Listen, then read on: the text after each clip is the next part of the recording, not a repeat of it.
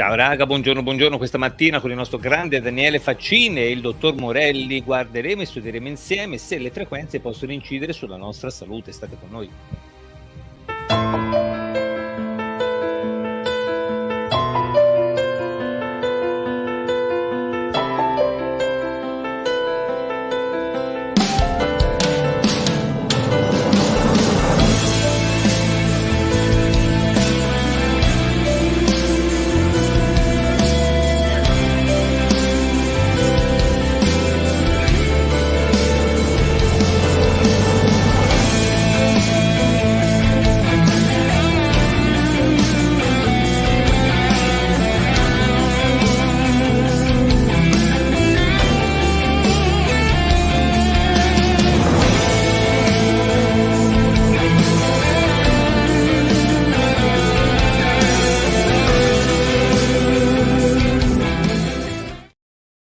Ecco raga, buongiorno, buongiorno, buongiorno. Questa mattina con noi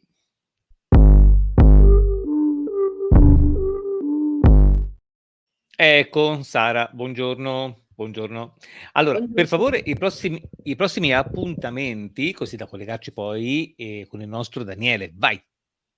Sì, allora, questo weekend 23, 24 e 25 giugno NCTIV con riflessioni sulla morte, laboratorio di preparazione alla morte è in corso sui viaggi astrali a Lissone. E 25 giugno l'evento con Luca Serleto, Luca Nali ed Enrica Perucchietti, ID digitale dalla teoria alla pratica a Milano, che però è tutto esaurito. E il 6 luglio alle 18 inizierà il webinar di Rosanna Spatari e ci sarà la lezione introduttiva. Riconoscersi autodeterminati, uscire dall'illusione di un'unica realtà. Ecco, grazie. Ricordo che per quanto riguarda ci ritorno, no, per quanto riguarda, l'evento di domenica che vede coinvolto il sottoscritto, Luca Serleto e Enrica Perucchetti, sarà trasmesso in streaming, per cui perché siccome c'è tantissima richiesta in questo senso trasferiremo la diretta praticamente dalle 10 fino alle 14 e ovviamente sarà una giornata estremamente pratica, per cui, diciamo gran parte delle cose che di fatto sono tecniche non potranno essere apprese, però intanto scopriremo ancora meglio per quale ragione è importante occuparsi di ID digitale, cosa molto importante, perché purtroppo ancora ci sono molte persone che dicono: "Ma è semplice per non essere coinvolti dall'ID digitale, basta non scaricare l'applicazione", no, come se fosse quella precedente, no, quella precedente era un test. In realtà poi ci verranno richieste delle cose essenziali per la nostra vita che se non abbiamo l'ID digitale noi non potremo averle, esempio la patente, il certificato di nascita e tutto quello che di fatto poi garantisce lo spostamento nella nostra vita sociale. Quindi non è così semplice, mi raccomando, Luca Serleto ha messo a punto un sistema per gestire al meglio questa cosa, non facciamo i superficiali, ok? Allora, per quanto riguarda invece il webinar di Rosanna Spatari, sarà un webinar gratuito, ci sono già oltre 100 persone iscritte, per cui affrettatevi se siete interessati, ci sarà un incontro diretto con la nostra Rosanna e dove spiegherà la natura e lo scopo del suo webinar che stiamo organizzando per lei e ci sono in programmazione altri webinar molto importanti, quindi con il nostro Pamio, il dottor Scoglio, Dario Morandi, insomma ci sono tanti webinar che poi saranno messi a disposizione. Bene Sara tesoro, prenditi cura dei commenti, ci colleghiamo con il nostro Daniele. Buon divertimento, a più tardi. Sì, Signore, a dopo. signore e signori, non senza emozione, Daniele Faccin.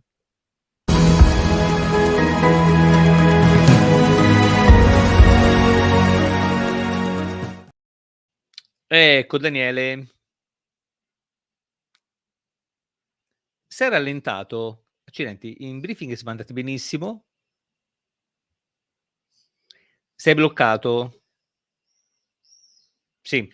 Allora, non so se mi senti sì, sì, sì, Sara, ho visto. Allora, non so se mi senti e ti prego di andare così. Allora, riavvia il computer, okay, spengi tutto quello, tutte le tab e applicazioni che assorbano banda e ricollegati, va bene Daniele? Intanto ti tiro giù.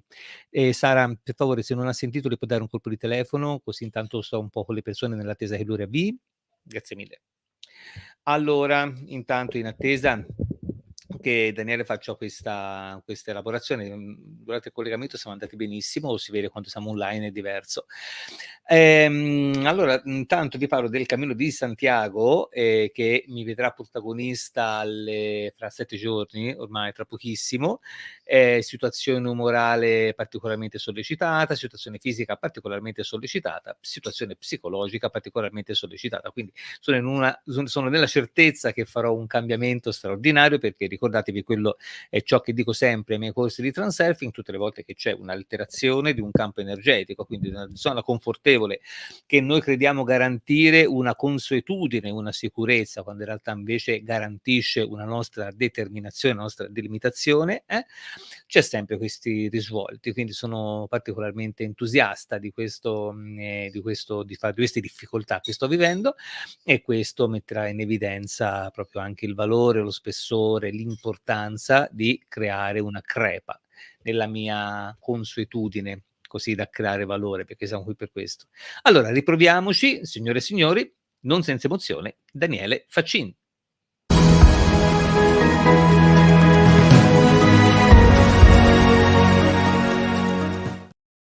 Ecco Daniele, ciao. Non ce la facciamo. È un casino. Allora, rimettiamolo giù. Molto, molto bello tutto questo. Allora, vediamo un po'. Vabbè, intanto poi posso dire questa cosa, che per quanto riguarda gli strumenti, sapete, no, Daniele Faccin è un artigiano, secondo me è un artista, però comunque lui si definisce un artigiano che costruisce questi strumenti, no? Questi strumenti monocorda che io uso nel mio studio. Ora c'è da dire che effettivamente io uso diversi strumenti, no? Immaginate campane tibetane, campane di cristallo, gong, Hanpan ne ho 2, uno 432 Hz, lo strumento monocorda e anche altri strumenti, quindi qualche armonium, diapason e cose a questa maniera, a seconda delle situazioni e dei casi. Per cui non so dirvi con certezza se quando, e a volte a una persona lì li faccio più applicazioni, no? Con determinati strumenti. Però vi posso garantire che anche quando ci sono dei problemi diciamo, come si può chiamare, non solo articolari, ma proprio di scheletro, perché in realtà da 110 Hz serve per riallineare quello che comunque è il sistema scheletrico della persona, ci sono sempre dei risultati straordinari. Ecco, vi parlo in tutta franchezza, quindi non so, non potrei dirvi al 100% se è merito di questo strumento. Diciamo, da quando uso questo strumento sicuramente i risultati sono piuttosto importanti anche per quanto riguarda il sottoscritto, che solitamente lo uso, me lo faccio anche fare, bastano 5 minuti di trattamento per questo. E con le frequenze, questa è una cosa veramente molto importante che viene, diciamo, un po' sottovalutata, perché la percezione del mondo che abbiamo è una percezione velocizzata, abbastanza materica, no? Quindi questo ci porta naturalmente a non annoverare tutta una serie di possibilità e condizioni, no? Che richiedono quiete, richiedono ponderatezza, richiedono rallentamento, lentezza, insomma, ecco, che è il mondo delle frequenze, così come il mondo di tutti quelli che sono poi trattamenti olistici, no? Dal massaggio ai fiori di Bach, in questo senso. E le frequenze in realtà sono risolutive. Voi pensate un pochino questa cosa, no? Pensate che per esempio la musica, no? Nello sport, se una persona, uno sportivo, un agonista ascolta della musica, non lo può fare perché viene considerato doping, no? Dal potere che ha questa cosa, perché comunque di fatto aumenta le performance e le prestazioni dello sportivo. Allora, se abbiamo ancora Daniele Faccin, vediamo un po' se riusciamo questa volta proprio a cambiare scaramanticamente sigla. Vediamo, signore e signori, non senza emozione, con un po' d'apprensione, Daniele Faccin.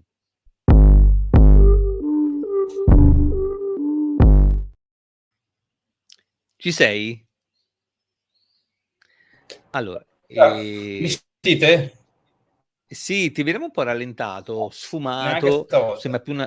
sembra più una seduta spiritica, però no, beh, insomma, intanto però ti sentiamo, oppure se no a questo punto facciamo un collegamento telefonico e non so se devi mostrare delle immagini? No, non mi senti? Non mi senti? Devi mostrare, tu mi senti, però non ti sentiamo. Come facciamo? Hai riavviato, hai spento le cose al computer, sì, perché sarà diretto di farlo, sì, ecco. E però siamo qui che non riusciamo. Oppure facciamo un collegamento telefonico dove a questo punto si sente la voce. Facciamo così? Allora, aspetta, Ti chiamo, Daniele? Ti chiamo. Facciamo un viva voce.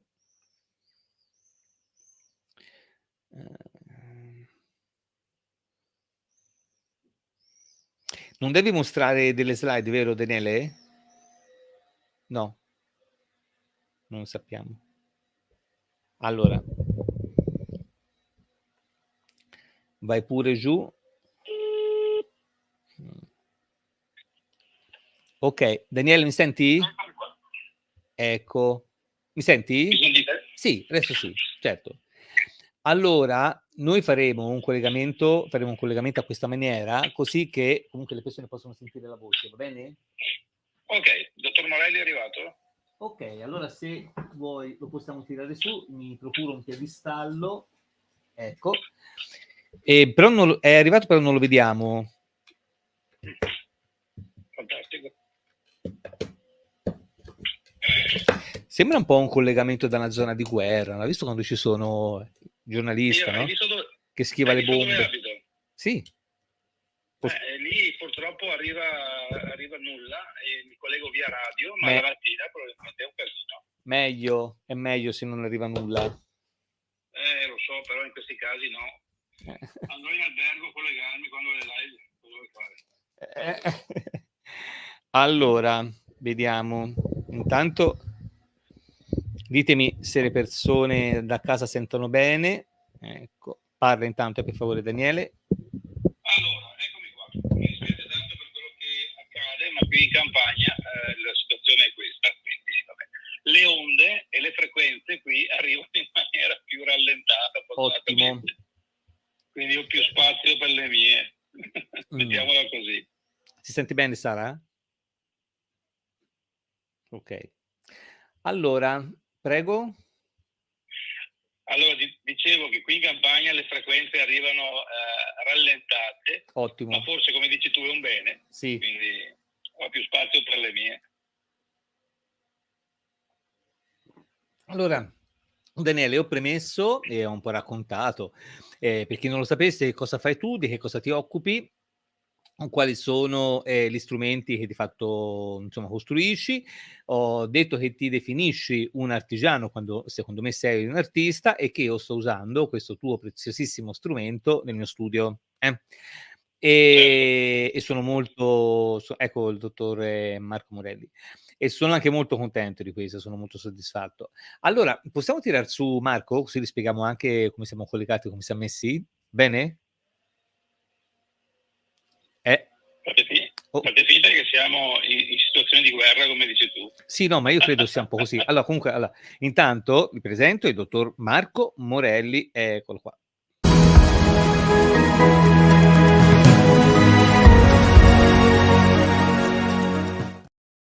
Ecco, dottor Morelli. Buongiorno, è molto piacere. Anche per me. Ecco, mi ha detto Daniele che lei è uno stacanovista, è uno di quei medici seri che di fatto non lo fa per il prestigio, ma lo fa perché comunque gli piace prendersi cura delle persone. Daniele mi prende già in giro di prima mattina, ok. Mi sa che devi attivare il microfono, Marco. No, lui è attivato, però mi senti in cuffia. Anche tu prenditi un auricolare oppure accendi il volume del... Auricolare io? Allora devi fare un settaggio. Ora spiego, Marco, cosa sta succedendo, dottor Morelli. Sì. Che c'è un problema di collegamento per cui Daniele Faccini è collegato via telefono. Ma vi ho sentito. Ah, ok. Allora, dovresti fare un settaggio, vai nelle impostazioni, Daniele, dove praticamente nell'uscita, a un certo punto tu hai audio, hai microfono e altoparlante, tu metti cuffie. Ok. Allora a quel punto poi mi senti in cuffia. Ok. Fatto? Adesso mi senti? Mi senti? Okay. 1, 2, 3, 4, 5, 6. Ok, perfetto. Allora, dottor Morelli, si vuol presentare in qualche maniera? Così... No, vai in cuffia perché così sei in audio, Daniele. Mettiti in cuffia perché sennò si sente il ritorno. Ok, allora, dottor Morelli, si vuol presentare per favore? Grazie mille. Grazie. Dunque, faccio il medico da un po' di anni, dal millennio scorso.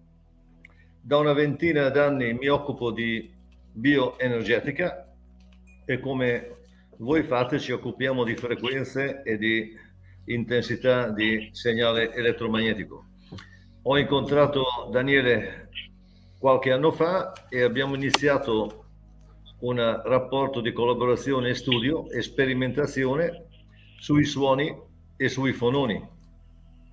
Abbiamo ottenuto qualche risultato clinico e facciamo questo, ecco.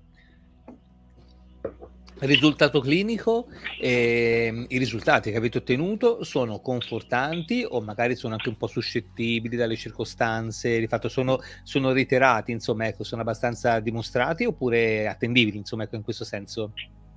I risultati sono dimostrabili, se no non sono risultati. Dunque, a livello neuromotorio l'abbiamo misurato e a livello clinico abbiamo avuto dei risultati, sì. Ok, ecco, questa è la domanda. Ora, lei, dottore, ha espresso un paradigma che è ovvio, però in questo momento storico particolare, insomma, certe ovvietà vanno anche un po' scomodate, perché come saprà, insomma, ecco, ci sono alcune cose che non seguono proprio i paradigmi scientifici così per come sono stati creati, ecco, quindi la domanda era intesa in quel senso. Allora, ci sono delle frequenze particolari che vanno a aiutare determinati organi. Allora, parliamo, visto che comunque sono il padrone di casa in questo senso a titolo totalmente personale, no? Io ho un ginocchio che sto curando, no? E che mi sta dando dei problemi. Ecco, ci sono delle frequenze che fanno bene all'articolazione, per esempio? Io credo che esista un pool di frequenze. Quando noi parliamo di frequenza e ho sentito 110 Hz e questo mi trova d'accordo, ma credo che siano molto più importanti le sottoinformazioni, che quando noi misuriamo una frequenza ci dimentichiamo le sottoinformazioni, come quando facciamo un elettrocardiogramma vediamo i segnali principali e ci dimentichiamo le sottoinformazioni. Mozart diceva che la musica è tra una nota e l'altra. Credo che dobbiamo imparare da quello che è la natura le microinformazioni che arrivano, da cui si stabilisce la necessità di un processo biologico o meno. Grazie. Un'altra domanda che mi sono fatto spesso, perché insomma avrà sentito se ha ascoltato quello che ci stavamo dicendo io e Daniele, no? E lavoro con le frequenze, no? Lavoro con le frequenze che sono, diciamo, che le percepisco più in maniera istintuale piuttosto che, diciamo, scientifica o tecnica, ecco, diciamo, no? Ma secondo lei le frequenze vanno bene, cioè ci sono delle frequenze standard che vanno bene per quelle circostanze, frequenze anche sottogruppi di frequenze come ha spiegato prima, oppure questo è suscettibile anche dell'ambientazione, che ne so, anche atmosfera, tasso di umidità, ecco, tutti questi valori che potrebbero in un certo qual modo incidere su queste, oppure no? Sicuramente sì, la vita può avvenire in un range di temperatura, di umidità, di frequenze, quindi certo quello che lei dice è più che corretto, però c'è da dire una cosa: un fungo riesce a rompere l'asfalto e a spuntare. Le ipotesi vitalistiche di Gurwitch confermano che la vita è un'informazione ed una correlazione. Adesso va di moda sempre di parlare di fisica quantistica, però credo che la vita funziona anche grazie a questo. Basta valutare gli studi di Gerald Pollack o di Del Giudice per avere una conferma di dove parte la vita. E la vita è una frequenza, una correlazione di intensità e di frequenze. Ok, è molto categorico, cioè si vede che è padrone della materia. Da quanto lei è un medico, no? E, insomma, solitamente l'attitudine di una persona con le sue caratteristiche è quella di seguire, insomma, quello che poi alla fine viene appreso all'università, che diciamo si sposta un pochino, no? Rispetto a quello che comunque poi sono le frequenze, cioè ci basiamo più su quello che si vede piuttosto che su quello che di fatto poi è propedeutico all'essere visto, ecco, diciamo, no? È più sbrigativo, insomma, ecco, seguire dei protocolli, per esempio. Com'è che lei si è avvicinato a questa, non so come definirla, alle frequenze, ecco, diciamo, Sì. definiamolo.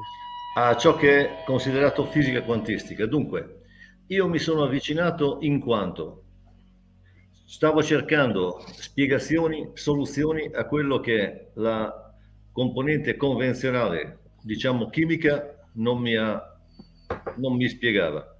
Ho fatto alcuni master all'Università a Firenze che mi hanno aperto la mente, poi ho continuato studi ed esperienze con alcune università in Germania e con Daniele che ha aperto il fronte dei suoni. Ok, quindi praticamente da lì in poi ha iniziato il suo percorso. Sì. Ecco, e l'incontro con Daniele, ora adesso facciamolo dire a Daniele, no? E sulla base di cosa è venuto? Cioè Daniele fabbrica gli strumenti, lei probabilmente riesce a indirizzarli o quantomeno insomma a calibrare l'esigenza, no? Che poi alla fine diciamo esce da questo strumento e quindi avete iniziato a collaborare o ci sono altri motivi? Beh, tu Daniele lo dico io, non so. Facciamo parlare un po' Daniele, povero Daniele, lì. sì, certo. Sì, vai Daniele, vai. No, ma guarda, io vado a mani basse quando parla Marco. Scusate, ma non riesco a capire perché io rientro. Perché non sei in cuffia? Va bene, comunque non ti preoccupare. Allora, com'è? Adesso mi senti? Adesso mi senti? Sto facendo un'intervista. Sembra una puntata di Zelig. Allora, bene, allora la vostra collaborazione in che cosa in che cosa consiste? Vabbè, facciamo parlare dottor Morelli. Mai trovati? Sì. Allora, ecco, la vostra collaborazione, ok? In che cosa consiste? Cioè, per quale ragione avete deciso di collaborare insieme? Io rientro solo col telefono, perché sennò non ce la faccio. Sì, infatti stiamo facendo questo. Ok. Dottor Morelli, mi hai sentito? Sì, certo che ho sentito, sì, non sapevo. Dunque, okay. La nostra collaborazione è iniziata per una curiosità di entrambi. Daniele utilizzava e utilizza suoni. Ci siamo incontrati per una ragione, se vuole, scientifica. Gli studi di Davidov, dove l'informazione che scorre lungo il tessuto vivente, acqua, collagene, proteine, è un'onda elettromagnetica chiamata solitone. Quando quest'onda arriva in una area che ha la stessa frequenza, il solitone, che è un'onda, si dissolve in campo elettromagnetico e fononi, quindi elettroni e fononi. L'informazione, l'energia che arriva al tessuto biologico è quindi legata al campo elettromagnetico e al suono. Daniele faceva questo, abbiamo cominciato a fare degli studi sulla propriocezione, cioè sulla capacità di riequilibrare dei riflessi.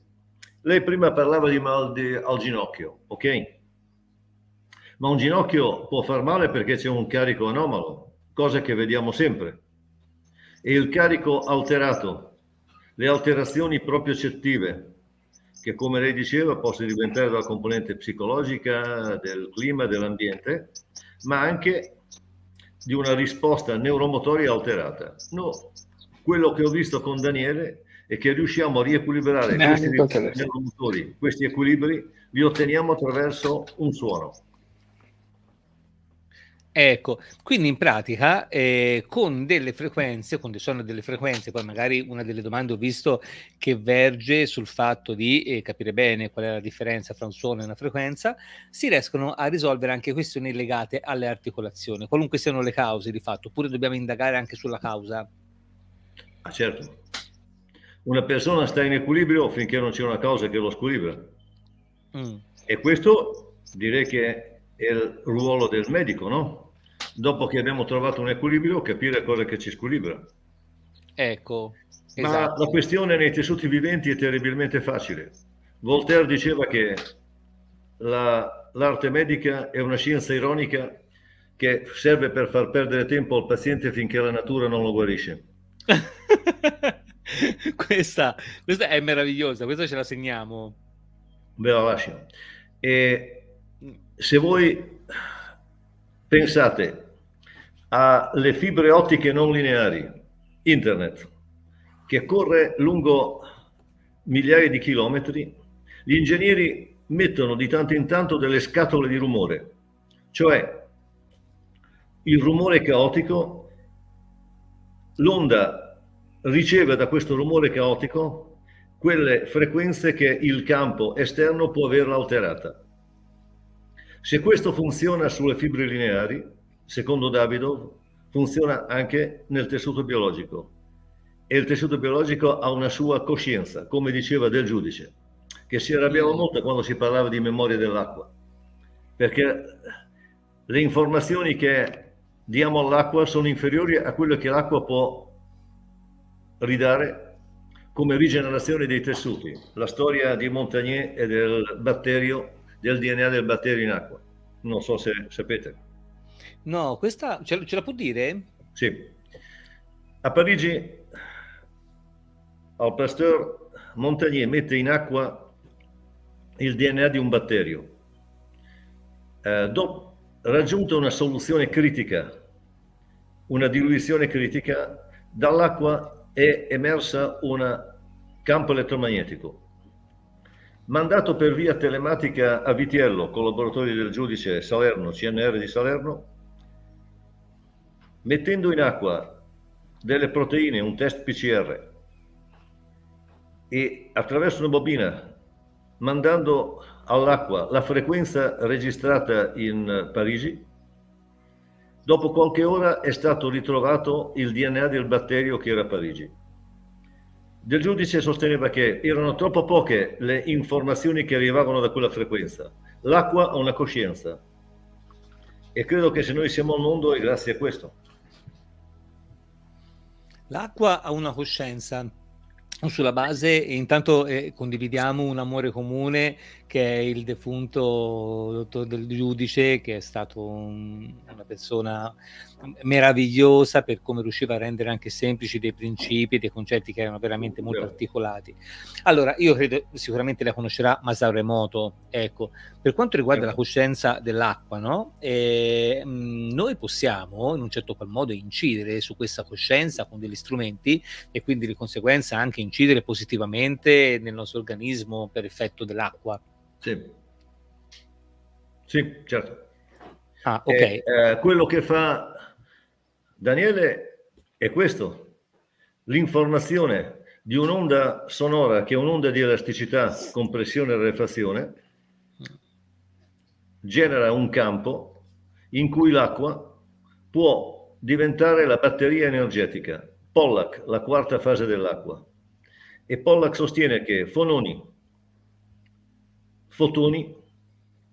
sono in grado di attivare dei processi biologici grazie a ciò che l'acqua è in grado di formare attraverso la quarta fase, cioè la separazione di cariche tra positivo e negativo.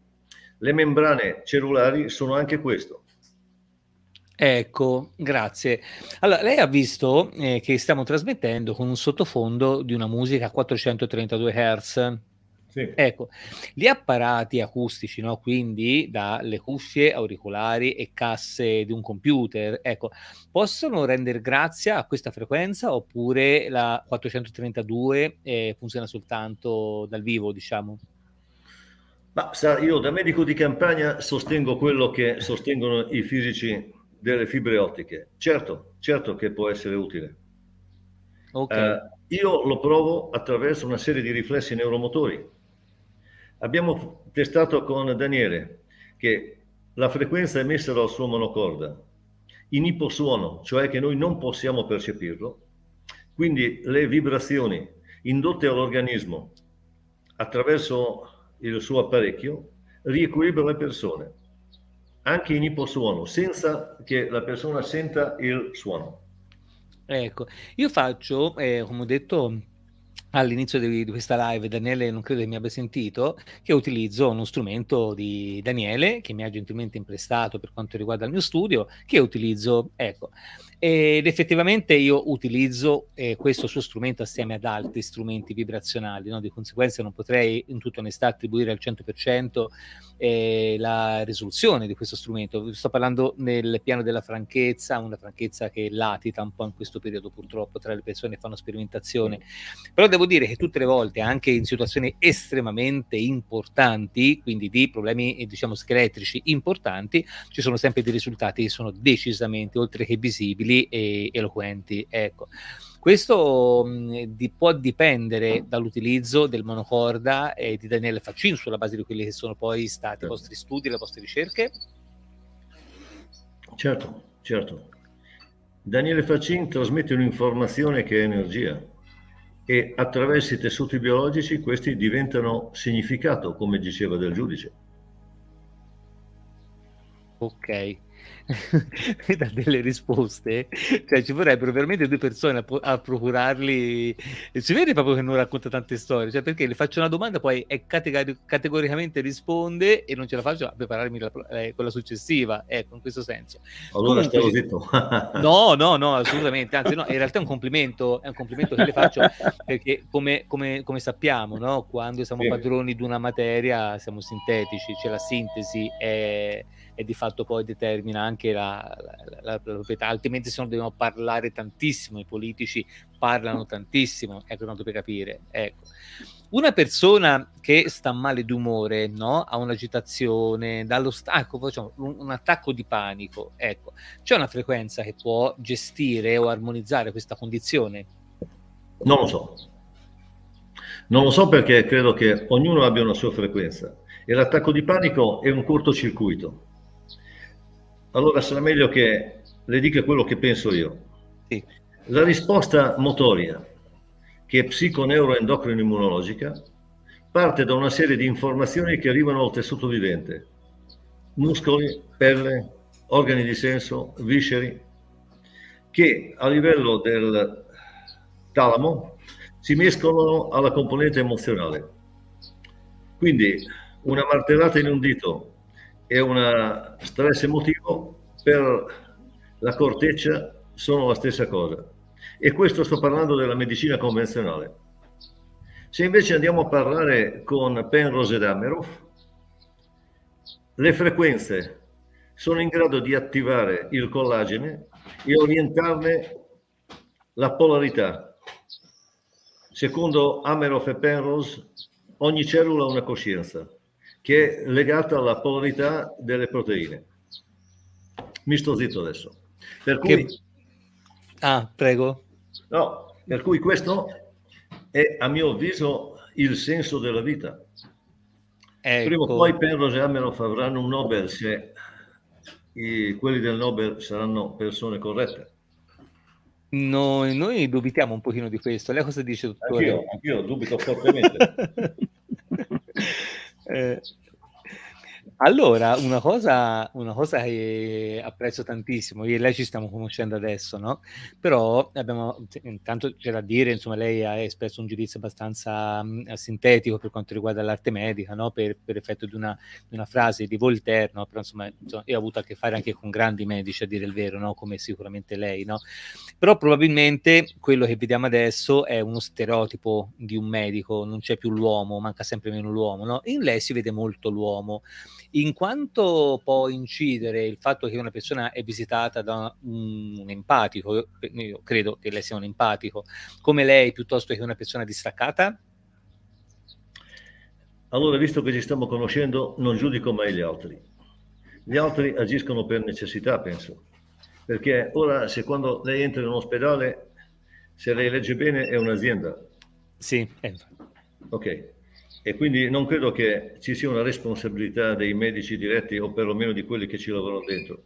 Ma esatto. Io ho cercato di fare la mia via e sto cercando di poter continuare a farla senza giudicare ciò che fanno gli altri, che sono molto utili, perché senza la medicina convenzionale non potremmo anche dimostrare quello che fa Daniele, perché i risultati clinici li otteniamo da quello, no?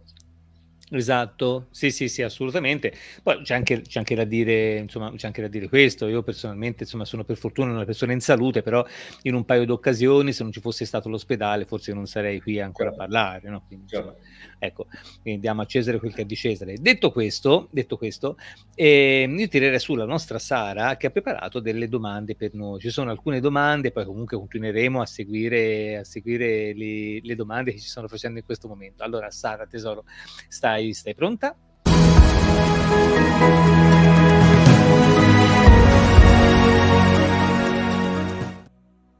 Eccoci. Allora, vai Sara intanto con... ho visto che hai preparato una domanda, anzi delle domande. Sì, ce ne sono per ora 4. Allora, Ok. intanto Lisa, che chiedeva quello che chiedevi anche tu prima, c'è differenza tra suoni e frequenze? Scusi, no, che differenza? C'è Tra differenza? suoni e frequenze. Può leggerla però, perché è sovraimpressione. Ok. Ma la differenza forse non c'è, perché il suono è un certo range di frequenze e il campo elettromagnetico, che si divide dalle onde radio ai raggi X, sono sempre frequenze. A livello dell'organismo, queste vibrazioni si trasformano in significato biofisico. È questo che stavo intendendo. A livello biologico non ci sono differenze. Cambia soltanto il numero di impulsi, la frequenza e il numero di impulsi nell'unità di tempo, e cambia soltanto questo. Ecco. Quindi l'una cosa vale l'altra. Ok, grazie mille. Grazie. Allora, Concetta scrive: a mio avviso è quasi sempre l'invisibile che trascuriamo, ecco perché ci ammaliamo. Lei deve sapere che io credo che dobbiamo dare un nome all'invisibile. Parlando con Caligiuri emerge che è fisico, emerge che è l'energia del vuoto che fa espandere le galassie, e questa energia che casca dal cielo è quella che ci tiene in vita. Esempio, al CNR di Frascati è stata presa una coltura di cellule. Per una metà è stata messa sotto il Gran Sasso, dove non arrivano neutrini e gran parte di onde elettromagnetiche, e l'altra è stata lasciata in studio. Quella sotto il Gran Sasso è morta in 10 giorni. Se questa è l'invisibile a cui questa persona si riferisce, sono d'accordo, ma l'invisibile ha un nome, l'energia del vuoto. Ok, grazie mille. Vai Sara. Però Daniele mi ha fregato, devo parlare sempre io, questo... Ma io ci sono, basta che allora, se mi sentite, io volentieri.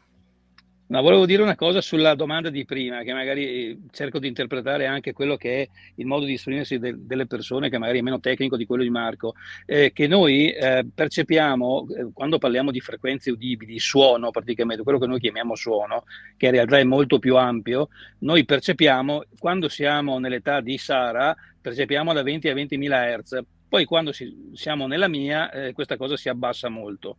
Ma in realtà il nostro corpo è sensibile a tutto il range di frequenze che può emettere anche uno strumento come il monocorda, che, come ti ho fatto vedere con lo spettrometro, è ampissimo, quindi va dall'inudibile in basso all'inudibile in alto. E tutto questo è recepito dal nostro corpo attraverso i recettori che abbiamo nelle mani, nel torace, e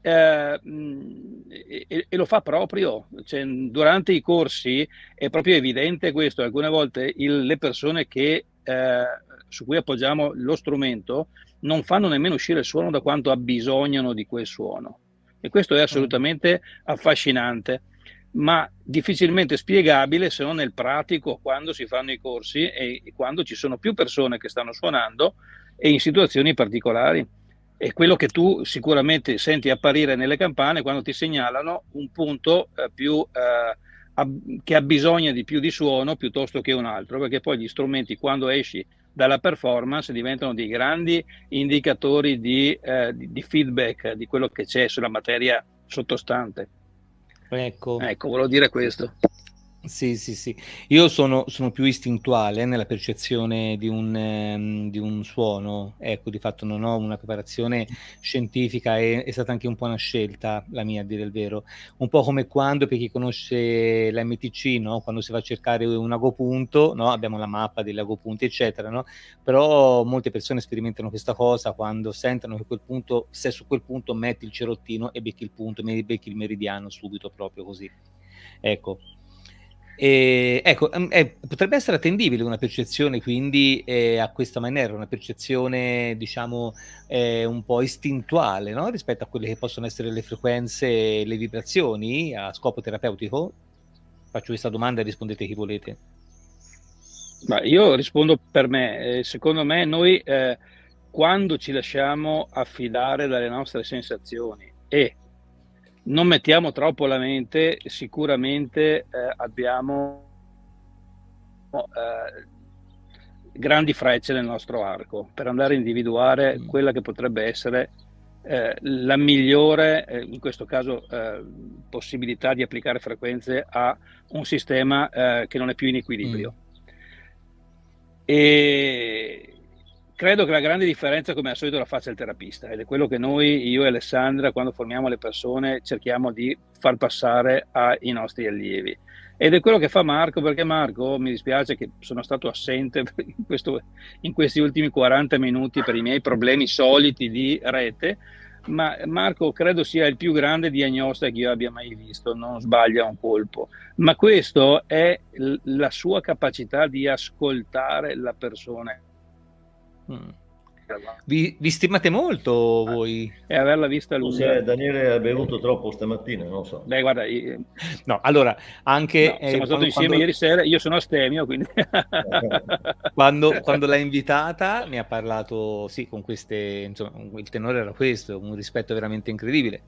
E non è comune tra due persone che praticano la medesima materia, è più facile l'antagonismo. Ma no, in realtà non può esistere un antagonismo fra un medico e un ragazzo di campagna che fa polvere in laboratorio. Marco ha dato delle risposte che io a cose che io osservavo da anni, e lui me le ha messe in luce dandomi la chiave per capire che cosa stavo facendo effettivamente su quei corpi, che poi diventavano persone, emozioni, sentimenti, vita.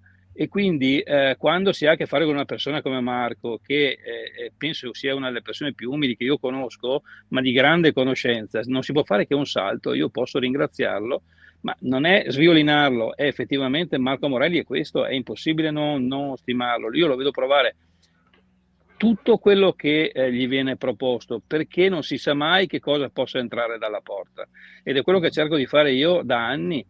Alcune volte mi sembra che sia la cosa più assurda, ma in realtà mi sta indicando qualcosa che potrò applicare in futuro e anche nell'immediato. Non sto parlando di Marco in questo caso. Io a Marco gli ho visto provare tante cose che poi sono diventate magari la prassi nei suoi approcci terapeutici, perché lui chiaramente può parlare di terapia, è un grande medico. Però Marco è tutto questo, è una persona che ascolta, è una persona che è attenta. Insomma, ti ho già spiegato come lavora lui e quante ore lavora lui, non è usuale questo, vuol dire che è innamorato del suo lavoro. Certo, indubbiamente. Come io sono innamorato del mio. Cioè, noi lavoriamo, eravamo a cena ieri sera, siamo rimasti a mezzanotte a parlare, ma in mezzo c'era anche il lavoro, quindi non c'è un confine esatto fra le due cose. No. Ecco. Ok, allora Daniele, quando si partecipa a un tuo corso, no? Cioè, cosa si impara? Sì. Allora, si impara quello che io cerco di fare imparare, è chiaramente quello che ho imparato io.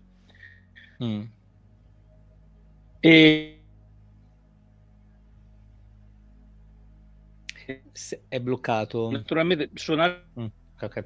il monocorde è la cosa. Perfetto. Ci sono di nuovo? Sì. Sono apparso? Bene. Sì. Allora, il monocorde di per sé è uno strumento estremamente semplice da utilizzare. Ha 36 corde, ma sono generalmente, con il monocorda che ho creato anche per te, accordate tutte alla stessa frequenza. Quindi in realtà il suonarlo è piuttosto semplice. quello che bisogna capire è come si deve utilizzare, che frequenze utilizzare, perché soprattutto quella frequenza e perché tutta l'alchimia di proporzioni, di misure e di frequenze applicate possa portare a un risultato come quello che ti ho fatto vedere e che dimostro ai corsi. Agli ultimi corsi ha partecipato anche Marco, che ha tenuto una lezione all'interno del corso, e questo mi onora tantissimo, perché è importante, magari per me e te Luca non lo è, e l'abbiamo già detto varie volte, ma per la maggior parte delle persone notare una differenza in equilibrio su di sé, e questo è dato dalle dismetrie che rientrano, è importantissimo, perché lì è innegabile che il suono ha riportato equilibrio dove non ce n'era. Perché poi molte altre cose possono essere confuse con la suggestione, che va benissimo, perché la suggestione è un'ottima cosa, ma se parli di terapia forse non è il caso di fermarci alla suggestione, ma dimostrare alla persona che il suo corpo è cambiato grazie a qualche minuto di suono può essere veramente una svolta per quella persona che è abituata da sempre a purtroppo fare esami, confrontarsi con certe metodiche che alcune volte sono anche discutibili, ma è la nostra abitudine. Quindi questo è quello che facciamo nei corsi, capire perché un suono possa cambiare così tanto la materia biologica vivente. Ma non solo quella, anche gli ambienti ne sono sensibili. Gli animali sono sensibili, l'animale è assolutamente la cartina di tornasole quando si applica un suono, perché non ha dei processi mentali, delle sovrastrutture che gli possono fare interpretare quello che accade. L'animale o sta bene o sta male. Se un cane ha male a una zampa e un minuto dopo non ce l'ha più, non rimane sul problema della gamba azzoppata, si mette a correre e fa la sua vita. L'uomo invece quando ha dei problemi è terrorizzato dal fatto di ritornarci, quindi noi purtroppo abbiamo questa mente che tante volte ci crea di grossi casini. Ecco, grazie. Allora, vi faccio una domanda, non riguarda in prevalenza le frequenze, riguarda le geopatie, però secondo me voi siete in grado di dirmi qualcosa di bello e di utile. Allora, io sto assistendo in questo periodo almeno in 3 casi in cui ci sono degli animali domestici, ma anche degli animali quali un cavallo, e anche, sì, è anche un animale domestico, sembra il cavallo, che si sono ammalati di tumore, no? Nella medesima famiglia, no? Ma proprio quasi contemporaneamente, e di conseguenza poi stanno male, ecco. Ma questo è un qualcosa da diciamo, ricondurre a quelli che sono i nodi di Ackman piuttosto che geopatologie, oppure non so, ci sono altre circostanze? Vuoi rispondere tu, Marco? Beh, ho avuto contatto con la Fondazione Lakosky e 2 cose importanti sono emerse. In certe case, nell'arco di 30 anni, sono venute spesso delle malattie simili. Un altro caso, un bimbo appena nato nella culla non cresceva.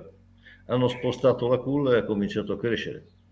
Se noi siamo sensibili ai campi, alle frequenze, lei ha citato il nodo di Hartmann. Il nodo di Hartmann è un campo torsionale, quindi con l'onde radio e con i normali apparecchi non lo possiamo valutare.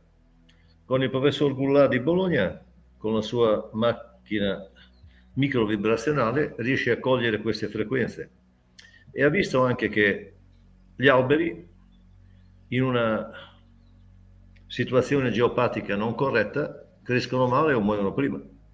Quindi c'è un'interferenza. E poi se pensa a questo, la torre di Tesla che cos'era? Era mettere in battente i raggi cosmici che cascano dal cielo con una geopatia. Quindi c'è qualcosa, un'interferenza sicuramente c'è. Non spetta a me, non ho le possibilità di dire quanto incide. Beh, sulla base della ricorrenza, insomma, il dubbio viene. Sì. E Sara, ci sono altre domande? Sì, intanto sono anche arrivate altre. Vai. Allora, continuo con Fer. C'è un momento ideale della giornata o della notte in cui la mente e il corpo ricevono maggiormente i benefici dei suoni?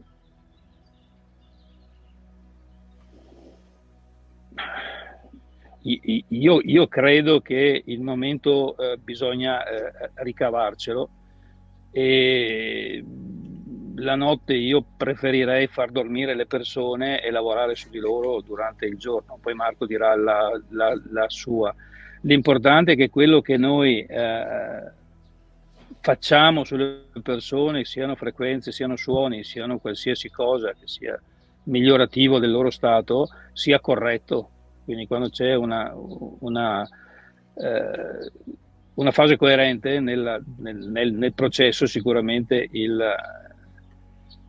la struttura vivente se ne avvale, stimolando quel ritornare all'equilibrio di cui parliamo spesso. Marco, tu cosa vuoi aggiungere? Sono d'accordo. C'è un orario preciso? Io non credo ci sia un orario preciso. No, sicuramente, come tu dici, di notte lasciamoli riposare, io credo. C'è quello che si chiama in medicina ritmo nictemirale, gli ormoni, quindi le energie, i fattori di crescita non sono uguali durante tutto l'arco della giornata. Con le università in Germania sappiamo che le frequenze che uso di giorno non devono essere utilizzate alla sera, quindi sono d'accordo. Se il suono è un attivatore, come tu dici, lo facciamo di giorno. Ok. Anche se io credo che sia una frequenza che dà equilibrio, e mi riallaccio al discorso di prima da medico di campagna, io do un rumore e l'organismo prende quello che gli serve. Ok, grazie mille. Vai Sara. Grazie Silvestri. Buongiorno, ci sono dei test per sapere qual è la frequenza più giusta per noi, anche per un eventuale problema di salute? Grazie. Bella. Marco? Sì. Questa roba tua, Marco? Sì, l'Università di Omsk in Siberia ha messo a punto una metodica in cui studia le frequenze dei vari organi. Ho incontrato questi e in opposizione di fase le frequenze alterate sono messe in equilibrio o annullate. Le frequenze che sono considerate dannose o che un organo in sofferenza esprime anche come campo elettromagnetico. Quindi sì, ci può essere la possibilità di farlo, non è da tutti. Citavo prima il professor Goulart, che vede le emissioni di campo di tutto l'organismo e valuta dove ci sono quelle emissioni entropiche, cioè di caos energetico. Quindi la risposta è sì, ecco. Basta avere la strumentazione adatta. E poi, se ci pensiamo, anche una risonanza magnetica non è questo dal punto di vista fisico. Per quello che riguarda me, quello che faccio invece è quello che insegno. Per chi utilizza i miei strumenti è sempre, dal mio punto di vista, importante avere a che fare poi con altre persone che possono esaltare addirittura quello che può fare il monocorda. Quindi si parla in questo caso con Marco Morelli di medicina integrata, quindi consegnare al medico una persona in equilibrio in cui lui possa lavorare in maniera più agevole, o lavorare con un fisioterapista nel caso che si trova una persona lo stesso in equilibrio e potrà lavorare meglio. Ma questo riguarda anche uno psicologo, un coach. Noi abbiamo formato molte persone che utilizzano i suoni per poi migliorare le performance di quelle che sono le loro tecniche, perché il monocorda è sicuramente un potenziante di altre tecniche, oltre che essere già di per sé uno strumento che può migliorare lo stato di una persona in maniera veloce, tra l'altro, molto molto veloce. Finito. Ok, grazie. Allora, Massimo, molto interessante l'argomento, grazie. La domanda è: dipende anche come riceviamo il suono, ossia le frequenze? Intendo come una persona è predisposta. Ci sono altri fattori che determinano il risultato? Ma qua posso dire la mia tranquillamente. Sicuramente ci sono molti fattori che determinano il risultato. La persona va messa a proprio agio, non deve avere ansie, oltre a quelle che già si porta perché le persone persone che vengono da noi chiaramente qualche fastidio ce l'hanno, e quindi devono essere comode, devono essere idratate, devono essere al meglio della possibilità di avvalersi delle frequenze che le investiranno. Non so trovare termini migliori di questo, anche se magari è un po' forte, perché il suono non chiede permesso, quando attraversa la materia ne cambia la geometria, c'è poco da fare. E quindi questo è il motivo per cui dico continuamente che non tutti i suoni sono favorevoli a un riequilibrio, come sta passando in molte cose che vedo magari passare in rete, che certe frequenze sono sempre positive per noi, perché poi c'è un volume anche da considerare, c'è il tempo di esposizione, le frequenze non sono tutte armoniche, non sono tutte adatte a trattare la materia vivente. Abbiamo assistito in maniera anche involontaria a bombardamenti di infrabassi durante certe guerre che hanno, essendo ripetute continuamente davanti magari a qualche villaggio che doveva essere espugnato, portava a un'estrema situazione di stress per le persone che l'abitavano, tanto da doversi arrendere. Quindi i suoni sono applicati sia per la cura che per la guerra in questo caso. Molte armi sono basate sui suoni, soprattutto sugli infrabassi, che per noi sono deleteri se sono a frequenze molto alte. Quindi, come si dice sempre, il coltello taglia il burro, spalma il burro, ma taglia anche la mano. Quindi bisogna essere capaci di utilizzare il suono al suo meglio e utilizzare solamente i suoni che per noi sono efficienti per il riequilibrio, ed è quello che io e Alessandra portiamo ai corsi. Quindi essere molto efficienti e veloci nel portare un aiuto a una persona che in quel momento ha un disagio, che molti non sanno nemmeno di averlo, appare proprio durante il corso, qualcosa che loro avevano anche dimenticato. Ecco, grazie. Intanto, Sara, per favore, volevo mettere in sovraimpressione i prossimi appuntamenti, i corsi, ce ne saranno anche altri, però intanto quelli che abbiamo preparato e organizzato con Daniele Faccin, vai pure. Quindi corso di Daniele Faccin, vai, leggi pure, Sara. Sì, allora intanto il 2-3 settembre a Vicenza, monocorda primo livello. E per informazioni si può andare in piattaforma www.enzion.com o scrivere a info@enzion.com. Grazie. C'è anche 7-8 ottobre a Maranello, sempre monocorda primo livello. Grazie. E poi ancora a Frascati 28-29 ottobre. Leggo anche gli altri due, tanto sono soltanto due. Sì, grazie mille. Ok. E monocorda primo livello 4-5 novembre a Monza e 2-3 dicembre a Sanremo. Ecco. Grazie. Questo è, grazie Sara, questo corso è rivolto solo ai terapeuti o anche agli amatori, magari che vogliono avere uno strumento in casa e imparare a usarlo? Allora, lo strumento può essere usato da chiunque sappia che cosa ci deve fare con quello strumento, e quindi non passi che noi formiamo solamente terapeuti. Noi abbiamo tante mamme che lo suonano in famiglia per i propri figli, per i propri mariti, che poi magari si rivelano delle buone terapiste, perché poi la vicina si avvicina e dice: beh, tutto sommato anch'io potrei avvalermi di questo suono, e quindi si trovano poi a trattare altre persone.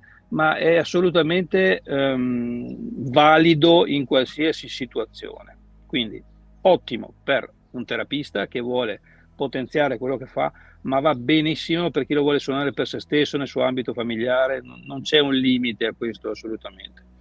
Abbiamo formato persone di tutti i tipi, livelli, assolutamente. Ok, nulla osta. Grazie mille. Intanto Daniele, per i prossimi collegamenti, tanto noi faremo tantissime altre live, perché per noi sei un autore di punta, no? E vuoi Ti ringrazio. Beh sì, perché comunque ti ho conosciuto, ho visto proprio la passione che metti nelle cose che fai, abbiamo un'attitudine in cui mi riconosco per quella delle vibrazioni, frequenze, per cui assolutamente, e poi proprio per come ti fai tutto questo per le persone, no? Non ho mai percepito, tutte le volte che ti ho incontrato, non ho mai percepito velleità di altro genere, proprio no, cioè questa voglia di stare proprio, di fare del bene alle persone, questa è una cosa che ti fa onore.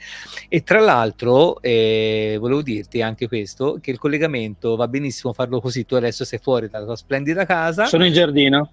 Ecco, e prendi perfettamente, quindi noi la prossima volta sistemiamoci così che andiamo benissimo, col cellulare viene anche meglio, ha una fotocamera migliore, l'audio è perfetto, tu sei bellissimo, quindi siamo a posto. Allora, l'ultima domanda, Sara, per favore. Sì. Allora, scusate, AF. Lo spettro autistico è una neurodivergenza. Possono le frequenze riequilibrare questo stato? Marco. Sì, allora, Risolati sostiene che c'è un nesso tra alterazioni delle aree prefrontali dell'empatia e lo spettro autistico. Dal punto di vista clinico, risultati ne abbiamo avuti in correlazione a quello che mi occupo come sinergetica, varie forme di informazioni che vanno dalla psicologia alla logopedia, all'optometria, ai suoni di Daniele, alla componente nutraceutica, ci ha dato dei risultati. Ora bimbi con uno spettro, con una componente autistica importante, hanno migliorato la loro capacità di relazione, utilizzando le varie forme di branche mediche che rispettiamo e che utilizziamo non tanto come soluzione di un sintomo, ma secondo l'idea di Oxman come equilibrio globale. Grazie. Dottore, nutriceutica ci manca. Allora, la nutrizione sappiamo cos'è. Il futuro sarà una corretta alimentazione e integrazione al posto del farmaco. Ah, ok, sì, molte persone lo stanno già facendo e ci sono per fortuna tanti medici anche che insegnano come fare. Sono cose antichissime. Esatto. Tra l'altro noi faremo fra poco un'intervista con un altro personaggio che si occupa di grani antichi, quindi anche lì andremo a risolvere e a rispolverare tutte quelle che sono i principi energetici. Le faccio l'ultima domanda, poi andiamo in chiusura. Secondo lei merita il fatto cioè utile il fatto di sottoporre i nostri cibi e bevande a frequenze prima di ingerirli? Assolutamente, di questo ci occupiamo. Se lei ha parlato di geopatie, ha parlato di frequenze che in qualche modo possono essere dannose. Personalmente, quando opero, cerco di dare una idratazione alle persone con un'acqua che sia il più possibile non bulk, secondo il concetto di Pollack, cioè un'acqua che abbia una capacità di energizzare. E paradossalmente, quando Daniele con il suo monocorda inserisce queste vibrazioni nell'acqua, l'acqua è in grado di riequilibrare i riflessi delle persone. Quindi il nesso tra acqua, energia, informazione e trasmissione dell'equilibrio è diretto. Anche perché Daniele informa l'acqua di cui noi siamo fatti, no? Esatto. Sì. E portare una bottiglia, soprattutto di vetro, con della buona acqua dentro durante una sessione di monocorda, ma penso che anche con altre tecniche sia valido, vuol dire riportarsi a casa l'informazione che in quello studio è passata attraverso il monocorda, ma che è ritornata dalla materia vivente che c'è sotto il monocorda, quindi quella persona che abbiamo trattato, e quell'acqua in quell'ambiente manterrà l'informazione che noi abbiamo utilizzato per riequilibrarlo, e quindi lui potrà bersela tranquillamente nei prossimi giorni o in giornata per continuare a lavorare su di sé con quell'informazione corretta. Ok, grazie mille. Quanto tempo ci vuole per informare l'acqua? Per esempio, io adesso, ora forse non si vede perché c'è il green screen, no, si vede. Io ho questa bottiglia d'acqua con questo simbolo, no? È acqua alcalina, abbiamo una macchina in casa che ce la produce. In quanto tempo si informa l'acqua una volta sottoposta a delle frequenze positive? 2 decimi di secondo. Perfetto. Fa velocissimo. Sì, trascendiamo lo spazio e il tempo.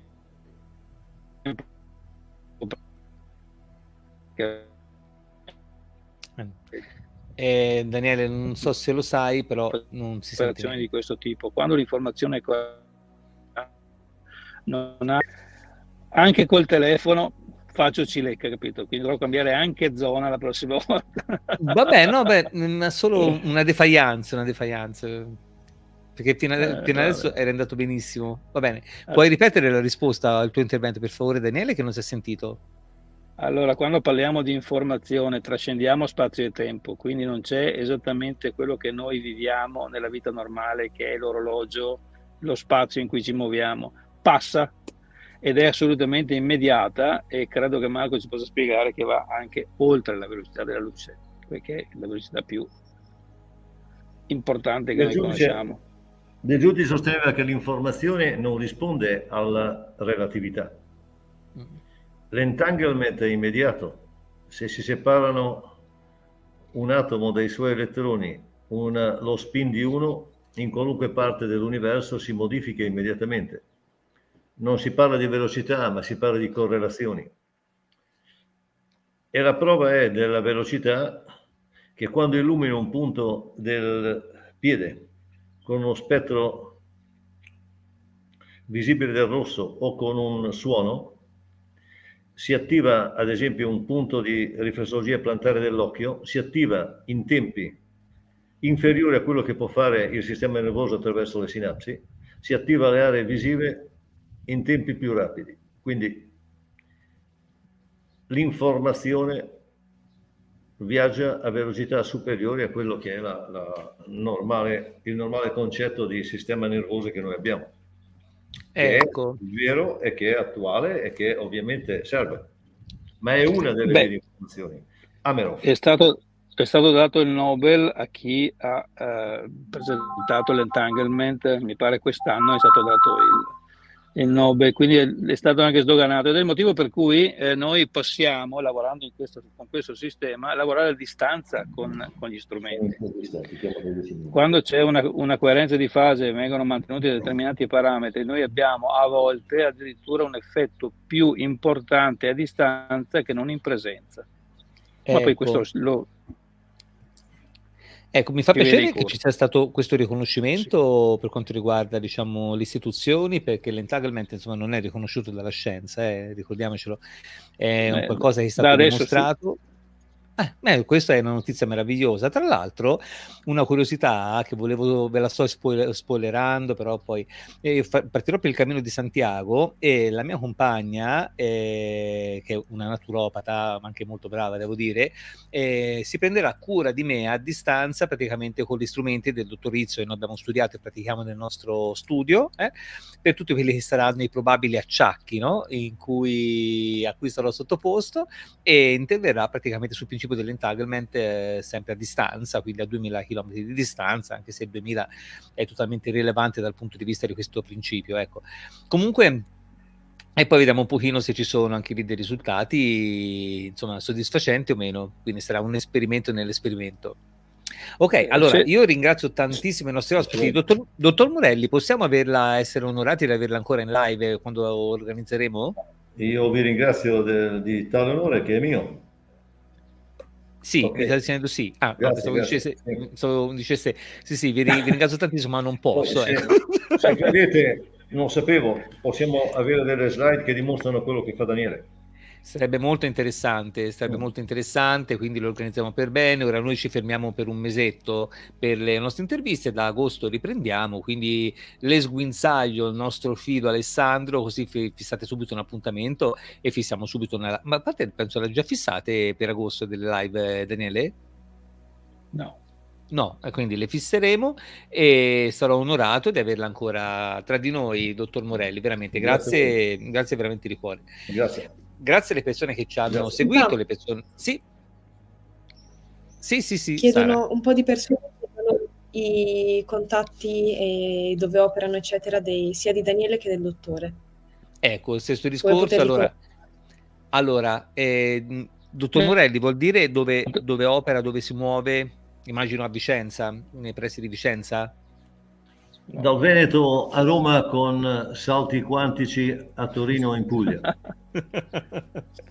Allora, fate una cosa, mandateci una mail a luca.nali@lenzaio.com, così noi avremo modo di rigirare questa richiesta, grazie Sara, questa richiesta a Daniele Faccin, così come al dottor Morelli, per eventualmente essere contattati. Va bene? Grazie. Allora, grazie Luca, grazie Sara.